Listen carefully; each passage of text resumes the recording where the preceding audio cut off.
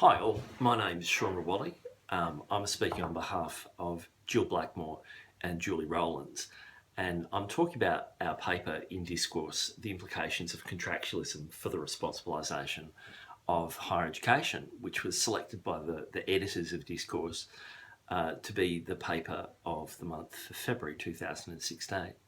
And just to give a little bit of background to the paper, so our paper comes out of a special issue that Chris Halse, Jan Wright and Catherine Hartung put together, which is looking broadly at responsibilisation in education.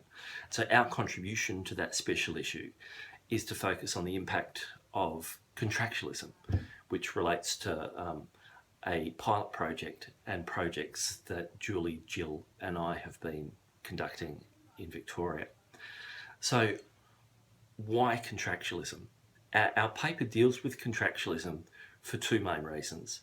One is to point to a set of claims that are being made about the breakup of higher education and challenges of higher education, and the move towards refashioning a social contract for education.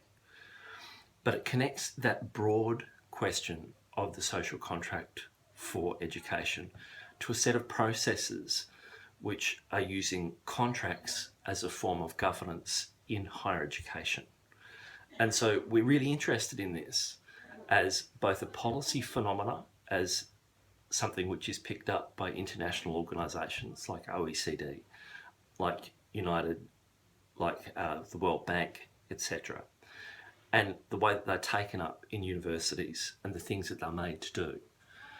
So in broad, contractualism is a form of governance in which contracts are used to mediate the relationships of power between people.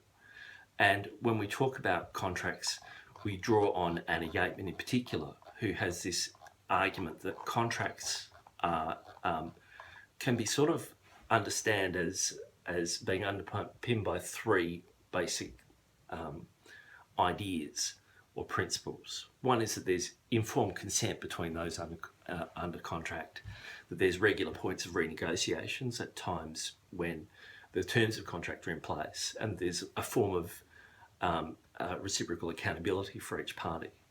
And so we draw on Anna Yateman's account in particular to talk really about this broader sense in which contracts are being used to refashion higher education and education and other fields more broadly, which has been pointed to as a process of contractualisation.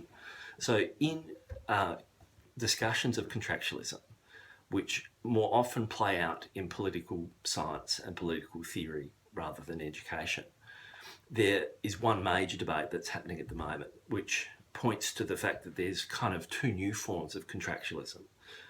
One says that contractualism is kind of like an extension of neoliberalism, and it draws on neoliberalism as a way of, and it's a mechanism of neoliberal thought, essentially.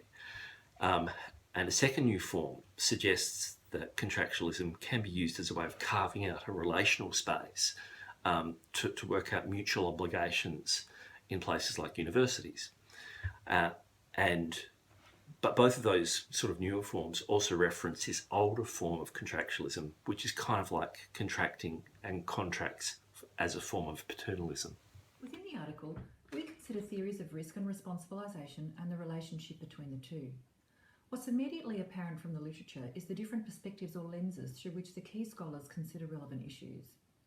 While Bowman, Beck, Giddens and Rose may agree that through responsibilisation individuals and not governments or institutions are responsible for their own welfare and the consequences of decisions they make or not, as the case may be, Giddens argues that the responsibilisation of citizens is about agency, empowerment and participation. This is aligned with Bowman's view of individualisation as providing a new level of freedom and autonomy.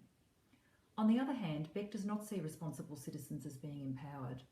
Rather, they are bearing a burden of risk that is not shared equally.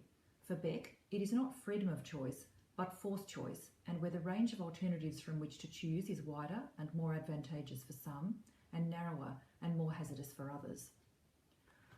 Coming from a genealogical rather than a historical sociological perspective, Rose takes the arguments about the effects of responsibilisation upon the marginalised further still. He contends that individuals are expected not only to provide for their security through the expenditure of their own funds, but that provision of welfare for those who cannot or will not be responsible for themselves is seen as damaging. Moreover, those who are marginalised are not forced to choose between undesirable or hazardous alternatives, but are instead excluded from the regime of choice by their own unwillingness or inability to participate. Drawing from the conceptualisations of risk and responsibilisation by Beck, Giddens, Bowman and Rose, we therefore understand responsibilisation as playing out in three potentially overlapping ways: as freedom, autonomy and empowerment, as forced choice and unequal burdens, and finally, as exclusion from choice altogether. In a general sense, these three forms of contractualism Shaun introduced earlier align with the three forms of responsibilisation. Enterprise bargaining agreements in universities draw on neoliberal philosophies and practices to individualise risk and responsibility, and as such they represent market contractualism. However, we argue that universities exist as complex social spaces that can encompass multiple modes of contractualism in tension, and that more than one mode can exist within one contract. An example would be doctoral supervision agreements, which can potentially display elements of both relational and paternalistic contractualism. That is, they can encompass elements of accountability and performance measurement aligned with exclusion from choice and imposed obligations. This is paternalistic contractualism and is represented by performance targets and deadlines. That is, we the university know best what you the candidate need to do and by when if you are to successfully complete. However, a relationship between candidate and university is also about research training and research capacity building. As the candidate progresses towards completion, the relationship starts to shift towards a collegial one, a mutual recognition of expertise. This element of the doctoral candidature agreement represents relational contractualism, the facilitation of empowerment and freedom of choice.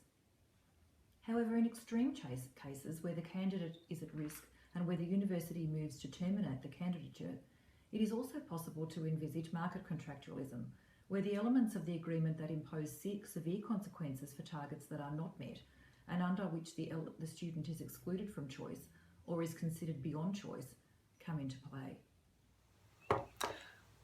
So the final point of our argument is really to say that responsibilisation emerges as an effect of residual and new forms of contractualism as a complex system of relays and layers in higher education.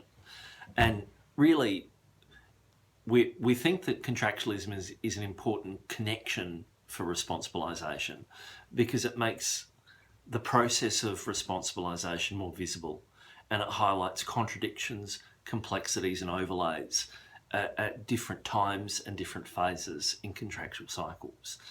And so the mosaic of contractual obligations that encompass people in different aspects of higher education suggests seemingly contradictory relationships. And within higher education, the tension and potential that arises in how the three modes, relational, market and paternal contractualism, are negotiated and enacted.